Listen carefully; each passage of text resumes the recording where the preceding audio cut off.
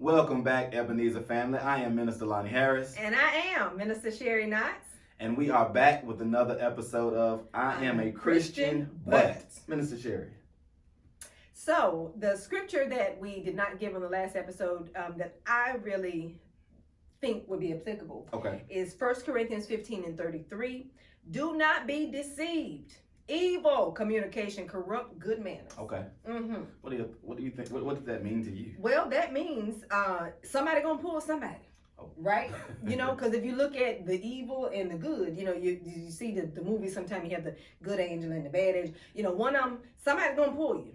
Right? Yeah. So you have to, that's where you have to remember your raising, remember what's in you. And learn that if I have a friend, and I have several that are not in ministry, that's okay. Yeah. I have one friend, every other word is one of those colorful words, One of those words you didn't learn in Sunday school. Well, some of us didn't learn in Sunday school.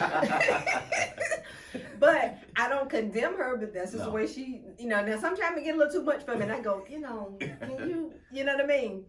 But I have to be cognizant of who I am and remember who the Christ is in me, because I don't want to be in the pulpit praying and then all of a sudden when it slip out. Correct. Yeah, it done jumped on me. but this episode we wanted to talk about manners in our children. I know some of y'all probably already upset with us because of some of the things that we've said, but it's only the truth. Because the truth will set you free is what they say. So there was a time where you had, children had their place, right? There was children's hour. There were certain conversations you didn't have around the children, or if you did, you put them outside or you put them in another room. My grandma used to say, put your fingers in your ear. I could still hear what she was saying, but that's what she told me to do. Oh, yeah. So that's what I did, because even in that, I respected what she told me to do. I didn't go, well, I got to put my fingers in my ear because I can still hear, because that right there would have got me that backhand. So you didn't say certain things like that, But nowadays, children run the house. Mm-hmm. Yeah. I think, Minister Sherry, that as we talked about in the previous episode, it's about respect. Yes. I think, and I certainly remember, as you said, I remember my mother being on the phone and she's like, "What you doing in here? Get out! I'm on. Don't you see I'm on the phone? We want to creep in and act like I want to ask you something, knowing we're trying to listen and see what's going on. Mama, can I get out of here?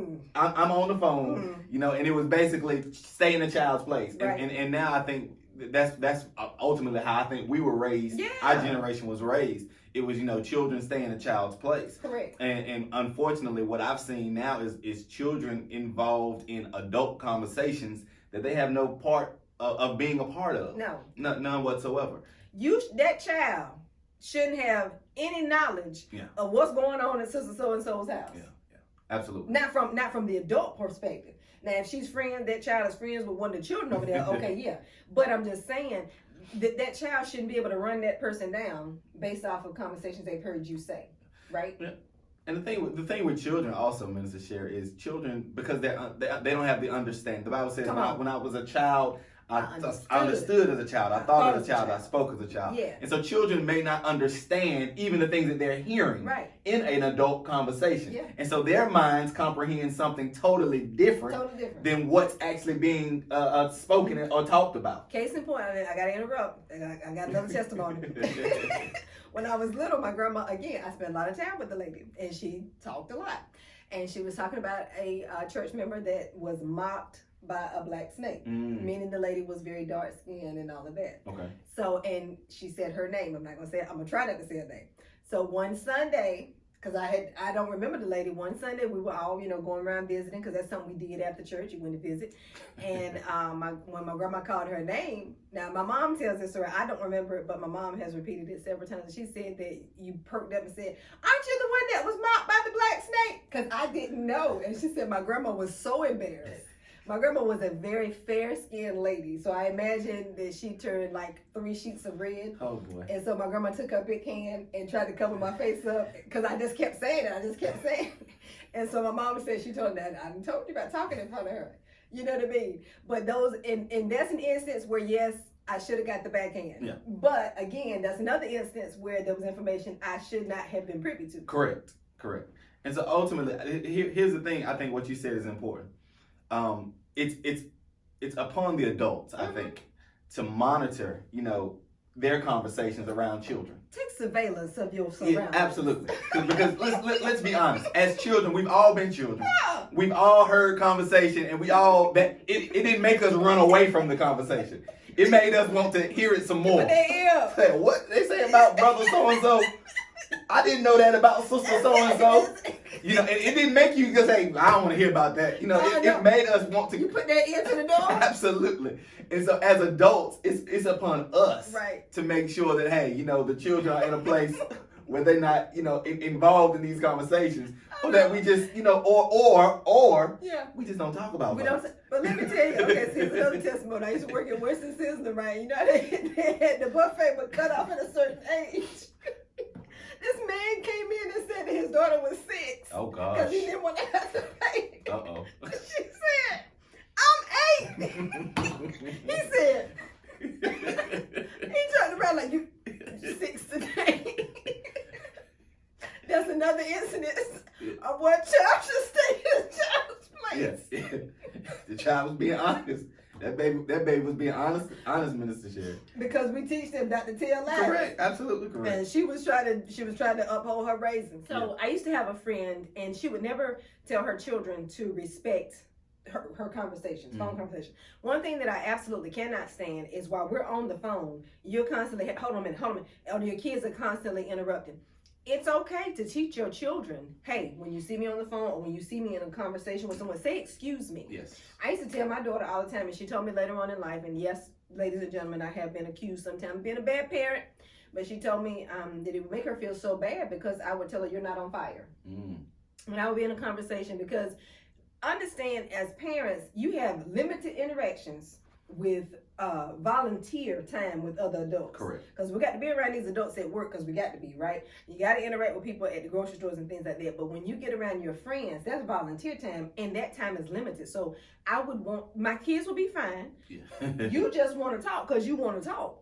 And a lot of times the kids don't want to talk to you till you start talking to somebody else. True. I believe that. So I had no problems with teaching my children when I'm talking. You say, excuse me, if it's an emergency. If it's not, then you need to wait. Mm-hmm. And I would say that a lot. But now we get children, parents, you can be talking, that child will walk right on up, start talking, and they, and I'm just like, you're not going to correct that? Yeah, not even say excuse me. No. Yeah. But no, can you tell that child to wait? Yeah. Like, you live with them, you don't live with me. Yeah. So we see a lot of that, and I think that that goes along with manners. Now, parents, we're not calling you bad parents. We're not calling you. We're just saying these are some things they hurt, but it's necessary that we talk about these things. Yeah, and again, this is with keeping with the topic. I'm a Christian, but yeah, I think the but implies the room for growth, the room for whatever the alternative is. If it's growth, if it's maturity, if it's turning away from something, and even with our children's behavior and our children's manners, we should certainly want to train them up. Dr. Lynch has been teaching and preaching for the last month about training up a child in the way that he should go. Right. And most importantly, I think that not only that, but that they can also have that same respect when they become adults. I was just going to say that. So that we're training up our children to treat others the way that we would want them to be treated. Because little children with no manners become adults with no manners. Correct. And you can always spot it, somebody that hadn't had much raising. Yeah. Because when you're at the job, they just outburst, or they constantly, you and I trying to have a conversation. This happened the other night at work, drove me at the wall. I was trying to have a conversation. Every time trying to have a conversation with this person, didn't have anything to do with this other person. Here they come from across the room and just start interjecting. And finally I said, excuse me, I'm so sorry. I was trying to finish my conversation with her. And I think at that point, she got it. I don't think maybe it was bad manners. I think she just wanted that interaction that we all want. Yeah. But it's a way to do that. Correct. It's a way to do that. Yeah, I agree. What are your closing thoughts, Minister Sherry? My closing thoughts, raise your children. Please, ladies and gentlemen, raise your children with some manners and some respect. Yeah. Teach them it's okay to still say yes, ma'am, no, ma'am, yes, sir, no, sir, yes, with an S, not yeah, huh, what? Let me say that to an adult even now. Huh? Yes. What? No. And if I'm calling you from across the house, get yourself up and come to me. Don't yell, what? No, we don't do that. So, and all of these things, again, They're to help us grow and evolve. And maybe, so perhaps we have brought up something that somebody hasn't even considered or thought. Mm-hmm. You know, that's our goal also, is to shed some light and help some people to grow and be encouraged and inspired. Yeah, I think my final thoughts, they mirror yours. You know, it's all about respect, mm-hmm. you know, raising our children with respect for themselves, mm-hmm. respect for their families, respect for others, yes. and respect for the house of God. Yes. You know, and I think if we do that, then they will certainly grow up to be the productive citizens that we want them to be and that yes. God has called them to be. Yes, and that he can smile upon. Absolutely. Well, ladies and gentlemen, we have one more episode that we're going to come to you under the title, I'm a Christian, but we're going to be talking about manners. Until that time, I am Minister Sherry Knox. I'm Minister Lonnie Harris. And we'll be talking to you soon. God bless you.